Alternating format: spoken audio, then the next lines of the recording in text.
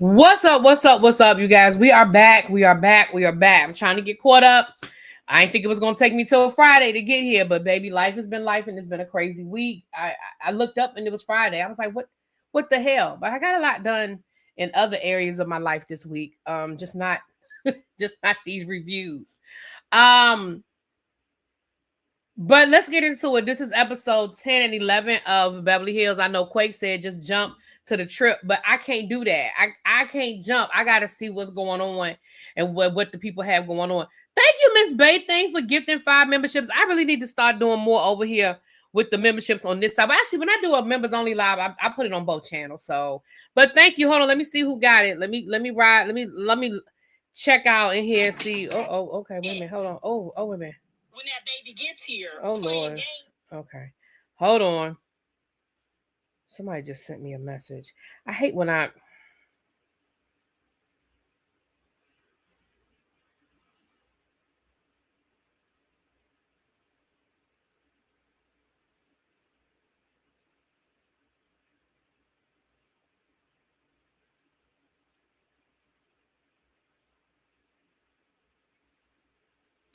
Okay. Child, see, this is why I've been busy. I'm getting Quake. I see your message. I'm gonna hit you up when I get off of here. As soon as I get done with this live, I'm gonna hit you up. Child, I'm trying to see who got the gifted memberships. I'm sorry, y'all. Y'all know as soon as I open up my phone, it'd be boom, boom, boom, boom, boom. All right. Lord, I gotta switch accounts. I gotta log into my other. Actually, no, I don't. I didn't have to do this. It don't matter. I did it now. Let me look. Okay, congratulations to Miss Bay Thing. Oh no, Miss Bay Thing gifted the membership. Congratulations to little baby JC Sloan. Is that no? That's SLOGE and Janae. And child, y'all know I can't see. Hold on. And Rise and Shine. Lord, I can't see. Congratulations and thank you, Miss Bay Thing. Thank you for gifting the memberships, my love. I appreciate you. Chuck, I don't know how I'll be skipping over you. Poor Chuck. I wish I could say I want to gift the membership to a specific person. I really wish I could do that because you would definitely be one of the people. Because Chuck, you are a ride or die, honey. On both channels. I really wish I could specifically give it to a person.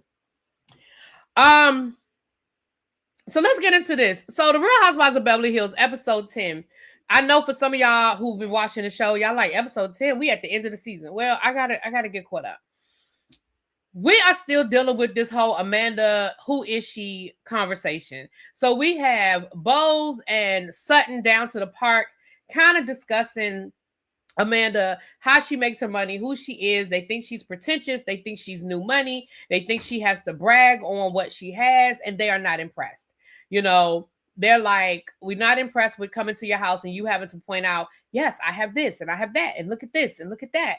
And they definitely don't understand how you done made your money. So they are unimpressed, right? To a certain extent, I'm with them, right? I don't know how deep this goes. I don't know if this turns into a whole mean girl thing with Amanda, but I'm gonna be honest. I'm kind of with them. Like, Amanda, girl, don't nobody understand how. Listen, I'm not knocking your hustle and how you got rich, but it just sounds like you got rich off of telling people to manifest their dreams. And let's be clear, you ain't the first person to do it. You ain't gonna be the last. I'm not mad at you for making money that way, but stop acting like you're doing a great service to humanity, child. Girl, please. So then we see Amanda talking to her boyfriend who he don't care. And she's basically talking about how she's been really trying with these ladies, and she had the journal, and how people pay a lot of money. People pay a lot of money to do a journal activity with her, and she just doesn't understand why these women didn't take it seriously and why these women didn't fully engage in the activity, and she just doesn't understand it. And he don't care. He like, well, if they don't like it, fuck them. Like, that's basically his attitude is, well, then fuck them. Like, he does not care. Now Now, while this is going on, the ladies are still in the Hamptons now, and I don't know if I said this in my last review because, child, my last review was so long ago. I don't know if I said this, but what I find to be so interesting about this whole Hamptons trip is Dorit is so excited about this trip to the Hamptons. She is so, like, when I say she is so far up Rachel Zoe's ass, like, girl, you could probably tell me what she ate for dinner. Like, you are so far up this woman's ass. You just can't, you are so giddy with all of the things that are happening to you and all of the access and just the whole Hamptons life, the whole other half of it all. Like, you are so caught up in it. So they go to so we see Kyle talking to Erica, and they're just kind of, you know, catching up on what happened at the journal event. But then they talk about Denise Richards because, of course, the story has broken about Denise being in this abusive relationship with her now. I think, are they divorced now? I don't know, but her estranged husband. And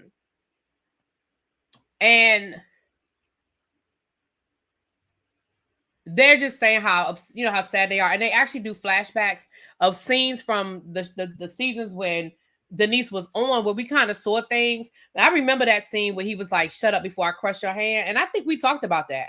Now, did we think it was as deep as what we found out it was? Which we shouldn't be surprised by it, but no.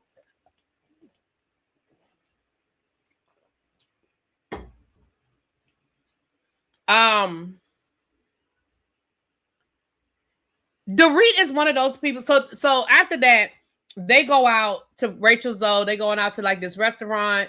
That's like a, you know, like a club, like a day party situation where Rachel Zoe knows the owner, and then they're gonna have dinner later on.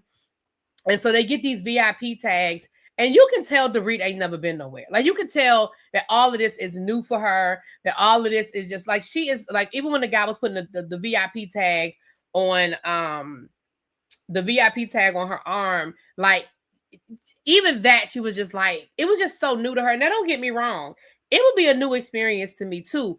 But Dorit has made us think that she's had this elaborate life and these extensive experiences, and come to find out, girl, you was living like the rest of us. Okay.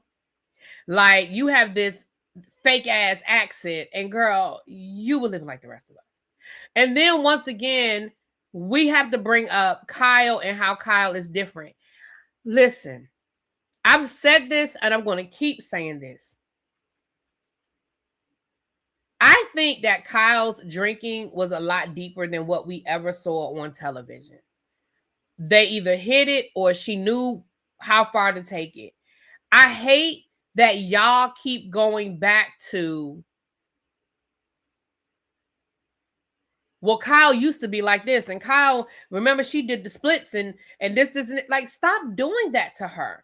This is something that she has stuck with. This isn't a fluke. This is like the third season where we see that Kyle isn't drinking. Now, she will drink non-alcoholic beer now. She will drink, I guess, non-alcoholic wine or whatever. But if that woman is ordering a mocktail instead of liquor, let her be. I think we have to respect people's progression, whatever it is and why ever it happened. We don't know what made Kyle make this drastic change in her life. But what we do know is Kyle did used to get drunk and have a good time and be doing splits on the floor. And maybe she said, I don't want to be that person anymore. You know, we don't know, but I think it was deeper than what we saw. And I just feel like if you're really her friend, stop doing that to her. So once again, we have to have a whole montage of watching Kyle roll around on the floor. I'm sure that's part of the reason why her ass stopped drinking. Because she no longer wants to be the woman rolling around on the floor. Anyway. So they partying in the Hamptons. Now, back in Beverly Hills, we see Bose talking to her daughter about her fertility. Now, look.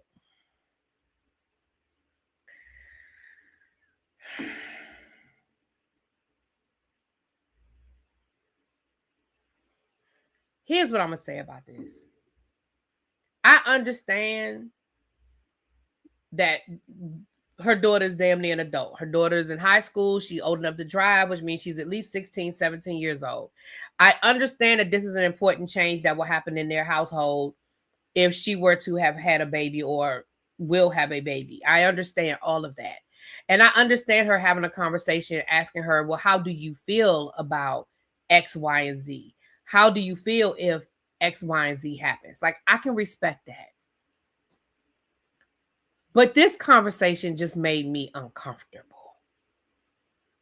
Why are you having this conversation with your daughter about the eggs and the retrieval and how you feel? And I don't know. And maybe it's because I don't have kids. Maybe this is one of those you don't have kids, you don't understand moments. But it just was cringy to me. And then in the next episode, I'll wait till we get there. But there's another scene that is just cringy to me. But we'll get to that, child. We'll get to that.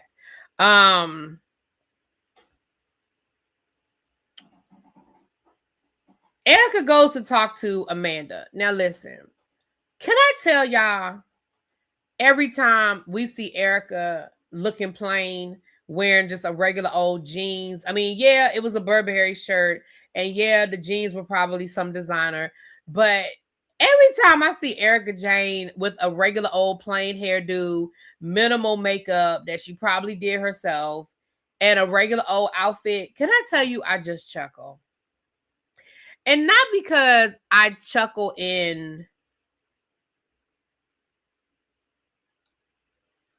her being a regular person, put that in air quotes, but because this was who she was on the show, right? Erica Jane was the one that gave us the looks. Erica Jane was the one that had the full glam squad on call and always gave us a moment. No matter what the occasion was, she gave us a moment. And don't get me, and I'm gonna be honest, I like the plain Erica. I don't, I mean, but she's talking to Amanda, and basically she's telling Amanda, listen, girl, stop trying so hard to impress the people. We want to get to know who you really are. We want to move past, it's expensive to be me. We want you to drop the facade. Like, we're not impressed with the things that you keep trying to give us. And yes, we keep bringing up the cult because the cult is interesting. Like, that's the kind of shit we want to know. We don't care about manifesting our dreams, girl. Give us the juice. Now, on one hand, Erica, I'm like, damn, girl, you the one that didn't want to talk about your son. You the one that didn't want to talk about certain things. And now here you are telling this girl, tell it all, give us all your business. But on the flip side, I feel like she's kind of giving her the game. Like, listen, if you want to be successful at this, if you want to make it to season 2, if you want to give us what we asking for, because we trying to tell you we don't care about this shit. What we care about is, girl, tell us about the code.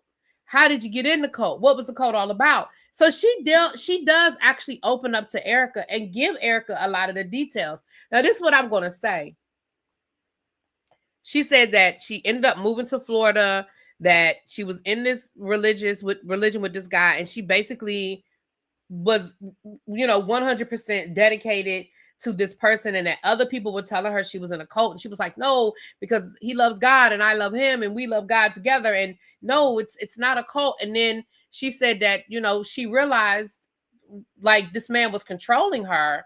I forgot what the turning point was. I think it was a family member. He didn't want her talking to a particular family member or something, and she realized, wait a minute, this isn't right. Like, this isn't, you not wanting me to have free will is a problem.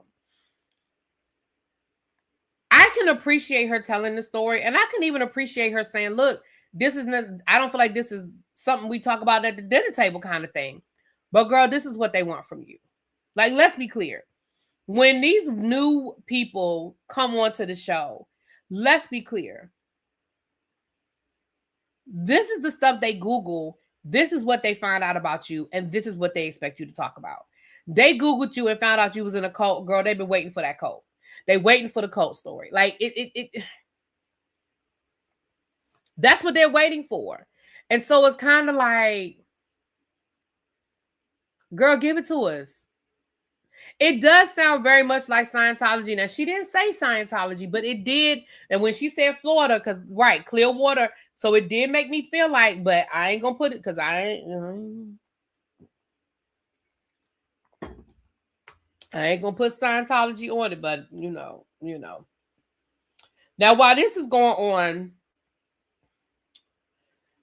child, they're back up in the Hamptons, and they're having dinner, and Dorit is flirting with one of Dorit is over there flirting with one of Rachel Zoe's friends, honey. She kind of flirting with him a little, flirt a little bit.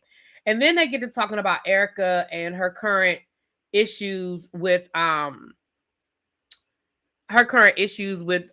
bankruptcy case, and how she's still in these lawsuits and she's still being sued. Then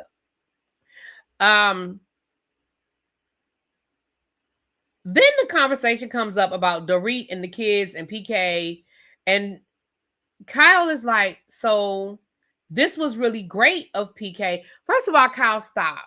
And I get it. I understand. I get it. But girl, just stop. Stop trying to reason with Dorit. So Kyle was like, wasn't this great how you and PK were able to work this out so you could come on this trip at the last minute? Wasn't it great that, PK could take the kids like that?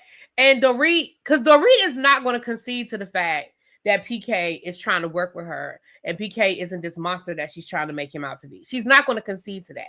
So, of course, of course, she was like, don't you think that I would love for this to be the norm for us?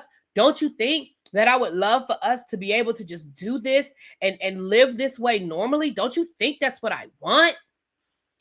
Then Rachel Zoe starts talking about her divorce, and she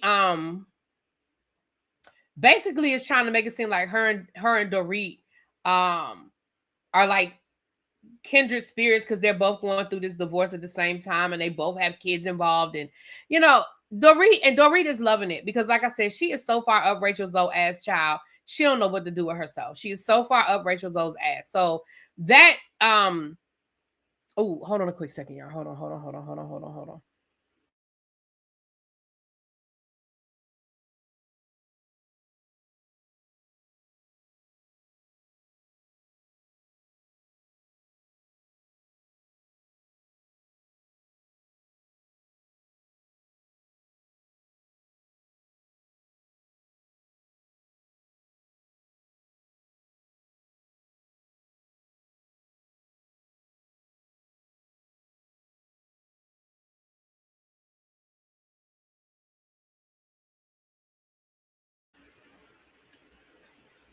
And then they get to talking about Sutton and how great Sutton is and how different Sutton is and how open Sutton is. And every time they do that, I hate it because I feel like that's a low-key dig at Garcelle. Every time they start talking about, oh, we love this Sutton. Oh, we love Sutton Brown. Oh, we love the new Sutton. I just feel like that's a dig at Garcelle. And it pisses me off every single time because I'm like, y'all want to keep making it seem like the reason why Sutton didn't get to know y'all is because of Garcelle, when actually it was Sutton. But okay, moving right along. So Denise, Erica, and Sutton meet up for dinner. And they're, checking on Denise, seeing how she's doing. And, child, Denise done had a whole facelift. She done had a boob job. She done had all kinds of plastic surgery. And she said that was really like the final straw for her with her husband, because she said that she basically was in recovery, and she said she had to go to the bathroom without she couldn't go to the bathroom without assistance, and she was literally like in the bathroom and he hit her, like he assaulted her, and she was like, my face was still healing, and he hit me, and that was kind of like a turning point for her. And then Erica just blurts out, I understand how you feel because that happened to me. Now, can I tell y'all the truth? I'm going to tell y'all the truth. When Erica first said it,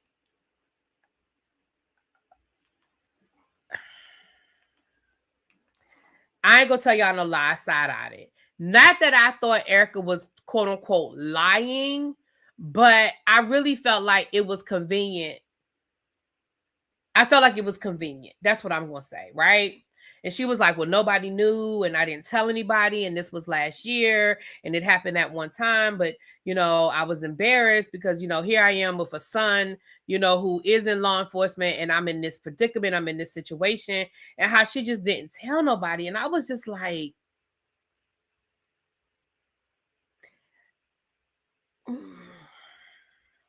so at the end of episode 10, I would never say out loud, girl, she lying, because I'm not going to say that, right?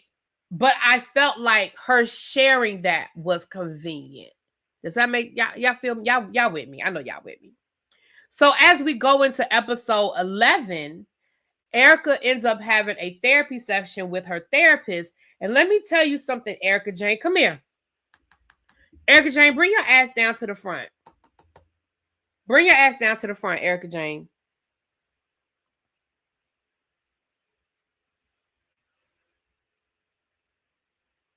That therapy session that you had with your therapist in this episode is what we needed from you 3 seasons ago.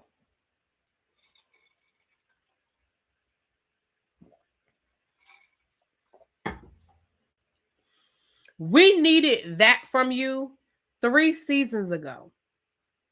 You were vulnerable. You were honest. You let your guard down. You showed your emotion. And you were like, I am fucking scared. And I am tired. And listen, I can't, taking away how we feel about how Erica spent that money. I told y'all from the beginning, and I'm not going to change it. I do not believe that Erica knew in the moment she was spending that money where that money was coming from. I think Erica was just like every other kept woman who dates an old white man who just like, listen, as long as and she even said it, as long as the credit card runs through, I'm good. I didn't know anything was wrong until the credit card started getting declined and certain things around the house weren't being done and certain things were becoming a problem. But up until then, as long as the credit card went through, I was good. He was good. I was good. And that's what I believe. I do not believe Erica was part of no conspiracy. Yes, she probably signed paperwork, but just like Kyle said, just like Kathy said, baby, their husbands put the paperwork in front of them and they fucking signed it and they go on with their married little kept life. Now, for those of us, we might say that's stupid as hell. Why would you sign stuff and you don't even know what it is? But when you rich and you live in a rich life and you live in a privileged life and your husband in your mind is making all the money and he puts some paperwork in front of you and say, hey, this is some tax paperwork. Hey, this is some stuff for the estate. Hey, this is some stuff for me. I'm transferring some money. I'm transferring I bought a property. Like, you'll be like, okay, let me go get me another Birkin. Okay, let me go on this trip. Let me get let me go charter this plane. Like, I can see how that can be a thing, right? But the problem, Erica, is when you did find out, your reaction was very much, I don't give a fuck. And what you showed us in that 10-minute window is what we really honestly needed from you 3 seasons ago. And when I say us, I mean the fans. And at the end of the day, I know you don't really give a damn about us like that, but that's what we needed from you because you probably could have garnered a little bit more sympathy had we seen this side of you, the real side of you.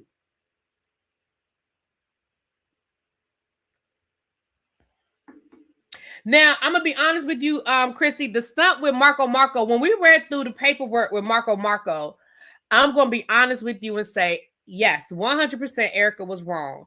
Full stop. Erica was wrong. And Erica knew she was lying. Full stop. But I think that was at a point where the money was running out and shit was getting bad. And I feel like that was something that her husband was like, this is what you're going to do. You're going to say that was unauthorized. You're going to say you did. I feel like that was, at that point, I feel like that was Tom trying to figure out where he could get some money and recoup some money. That's what I think. But was she wrong? Yes, she was wrong. She lied. Full stop.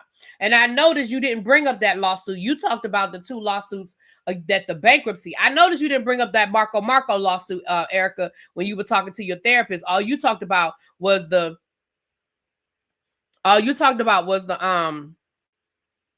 The 2 bankruptcy lawsuits. Now, I did peep that, Chrissy. You right. You got a point. I did peep that. Back up at the Hamptons, we see Dorit talking to her kids. Let me tell y'all something. Did y'all hear her son? Or no, she was on the phone with her daughter. Did y'all hear her daughter say, "Did you fly commercial?"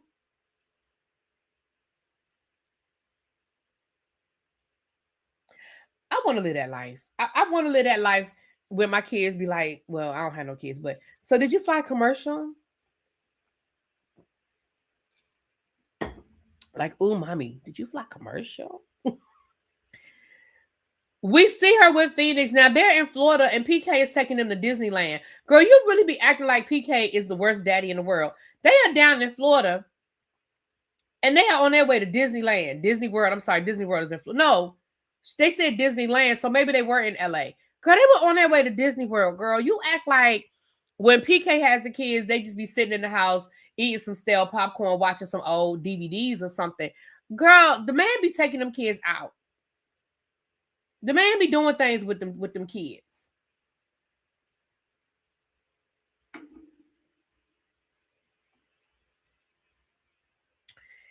Dorit is absolutely putting 20 on 10 in my opinion. So they're on their way to go shopping. This again is an example of them putting 20 on 10. So they on their way shopping. And in my opinion, Dorit is about keeping up with the Joneses, right? Keeping up appearances, don't want it to look like they don't have no money, don't want it to look like her money funny. So they go into this little boutique. Dorit is buying everything in the boutique. Oh, this is cute. Oh, this is cute. Oh, this is cute. Oh, this is cute. And she's got her $28,000 Hermes bag. This is when you know that. Let me say this.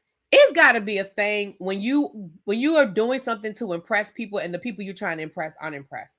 Did you see when Kyle saw Dorit's Kelly bag, that $28,000 Kelly Hermes Kelly bag, and said, "Oh yeah, my person told me that they didn't want me to get this one because I would get it messed up." Girl, you thought you was doing something with that white Kelly bag, and Kyle was like, "Yeah, I chose not to buy this one." Girl, you bought something I wouldn't buy.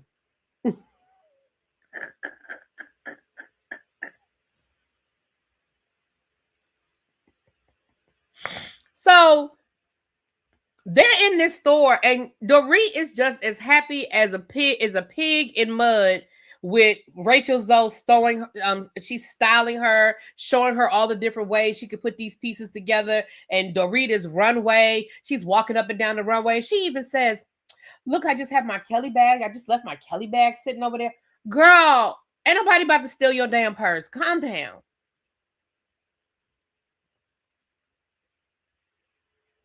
And I love how production be killing y'all when they, because she probably said that she didn't, you know how they be putting stuff in.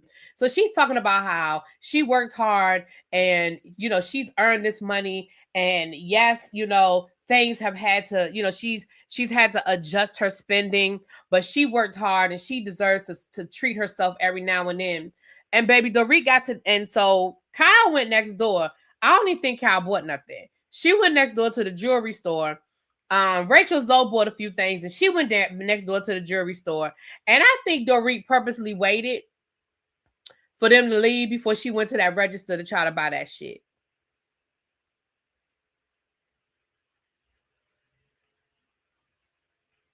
Baby, why her credit card get declined?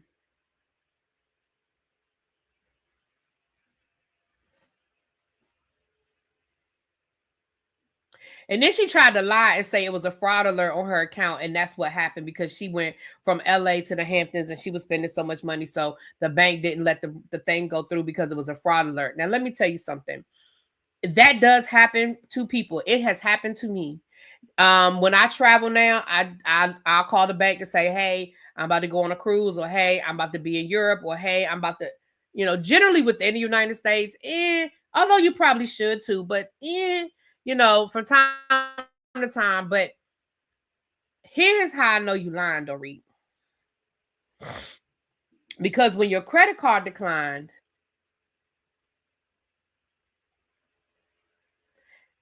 You gave them a different card. Here's how I know you lying, Dorit. Because if you got a fraud alert on your phone, they either would have called you, because that's what my bank does. My bank will call me and say, hey, is that you? Or they'll send you a text message and you have a certain amount of time to respond to the text message. And then if you don't respond to that text message, they shut that shit down. Right, Quake. They'll send you a text or they'll call you. So that's number 2 that I know you lying. Number 3 that I know you lying is because we saw you on your phone moving funds. See, I know the tricks. I know the tricks. Girl, you weren't on the phone calling the bank. You were on the phone moving shit around so that credit card to go through. But you gave them a different card, my love. That's not a fraud alert. That's a I ain't have enough money on that damn credit card alert.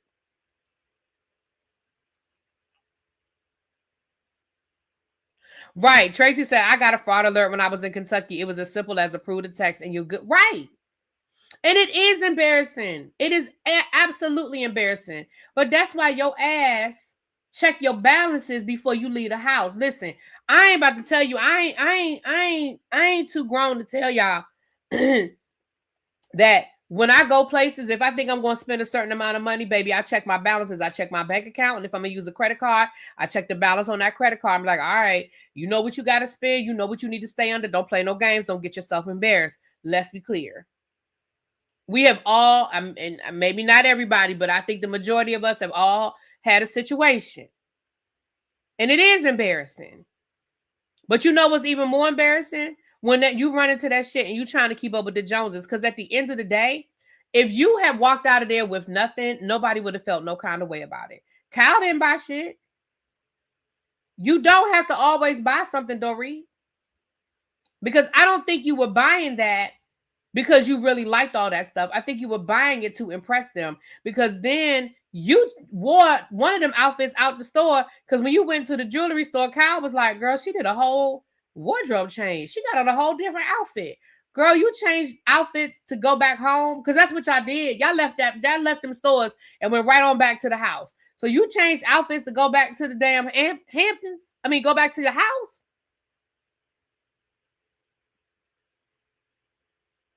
And then you later on, Rachel is having her parents over to the house. You're late meeting Rachel's parents because you didn't think your outfit was Hamptons enough. No, you didn't think your outfit was good enough for Rachel Zoe's parents.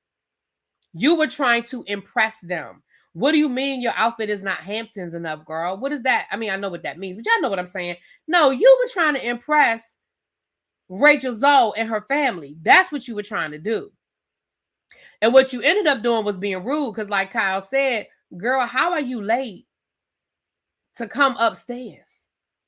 Like you're late for everything. How are you late to meet this? First of all, Rachel Zoe's parents were already late. Remember, they said that her parents were already an hour and some change late for what time they were supposed to be there. So you were late on top of the late that they were. Girl, if you don't go sit your ass all the way the fuck down somewhere, Dorit.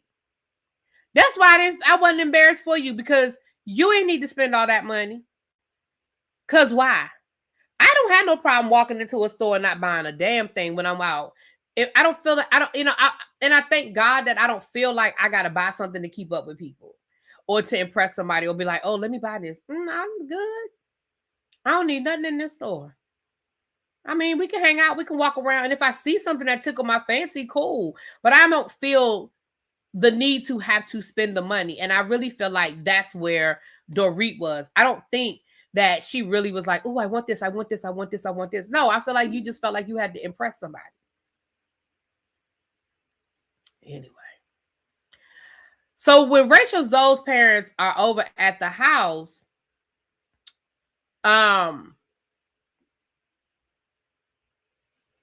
we get a little bit more insight into Rachel Zoe, the ending of her marriage. And she said that basically they have been having problems for a while, and she said that her parents really look at her husband as their son, and she really feels really bad because of that part of things, that she feels really bad that things just fell out, that things just didn't really work out.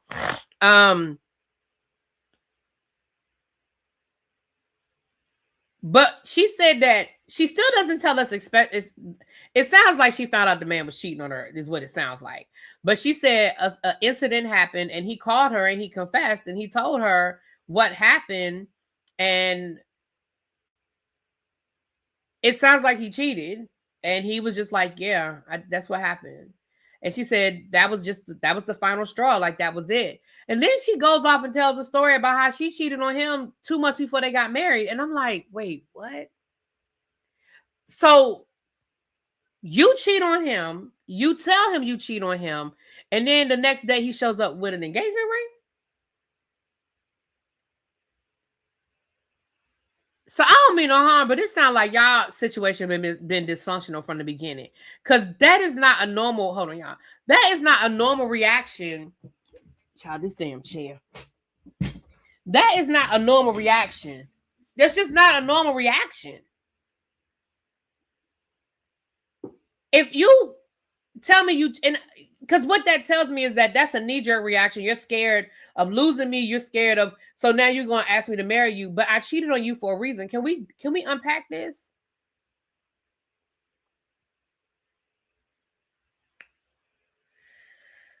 Then we have this scene with Sutton and Jennifer where Sutton is, girl, Sutton, listen.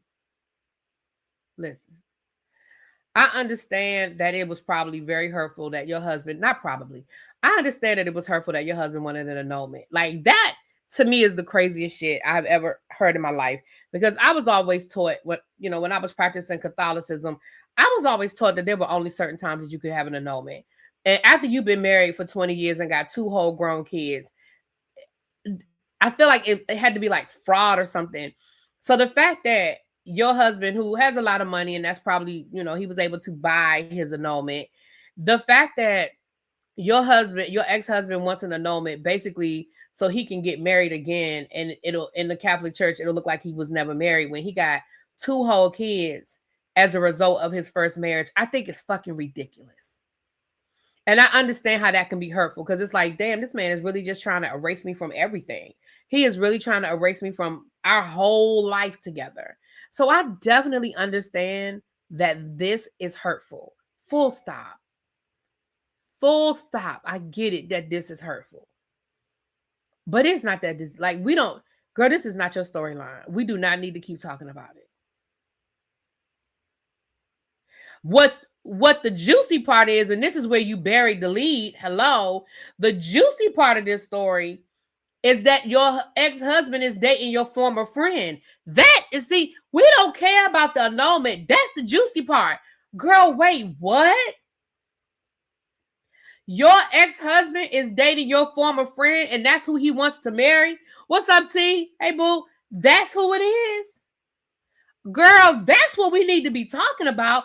Tell us how that makes you feel. How long were y'all friends? How close were y'all friends? You said y'all kids used to play together. That is the story. We don't care about that damn annulment. I mean, I get it. It was hurtful. We talked about it. Process it. Great. You talked to your daughter and you were crying and your daughter was like, Mom, I don't care. Like, girl, don't nobody care about that but you. But the story we care about, who is this woman, Hoppo? And why we ain't never heard of this before? You found out that your former friend is now dating your ex-husband, and this is somebody that y'all kids used to play together, and y'all was friends. That's the story we want to know. Girl, we don't give a fuck about that annulment. That's the story.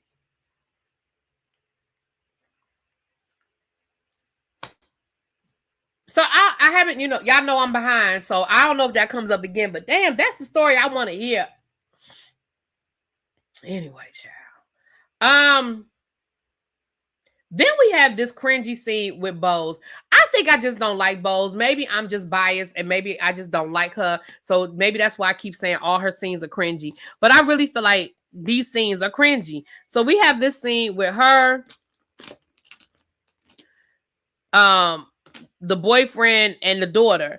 And now we talking about, she was like, well, I worry that if I can't have a child, I worry about if you're going to leave me or not. First of all, why are y'all having that conversation in front of your daughter? That, I I don't care if she's high school age. That's adult conversation. She shouldn't be in the middle of that. Because first of all, what he's supposed to say? Like, you put him in a position, what he's supposed to say? Yeah, if you can't have a baby, I'm gonna have to bounce. What he's supposed to say to that? So then he was like, no, like, I still love you and I still want to be with you. And you're in your confessional saying, yeah, I know that's what he's saying, but I don't know if I believe it. Then that tells me all I need to know about y'all relationship. Y'all relationship is in a whole situation. That tells me all I need to know. If you're saying, yeah, he's saying it, but I don't know if I believe it, then y'all got bigger problems, my love. So then he turns around and says, right, Benji. I mean, right, Nay. I was gonna say right, Benji. Right, Nay. I knew her. Right, I liked her better when I only knew her from socials. Right. So then he gonna turn around and say, I mean, I understand because I have my own insecurities. Like, I worry about if you're gonna be with me if I lose my job. Again, what's she supposed to say to that? Like, yeah, because if you lose your job, it's a wrap, bro. And I just don't understand why we're having this conversation. And then he says, yeah, because I still want to marry you.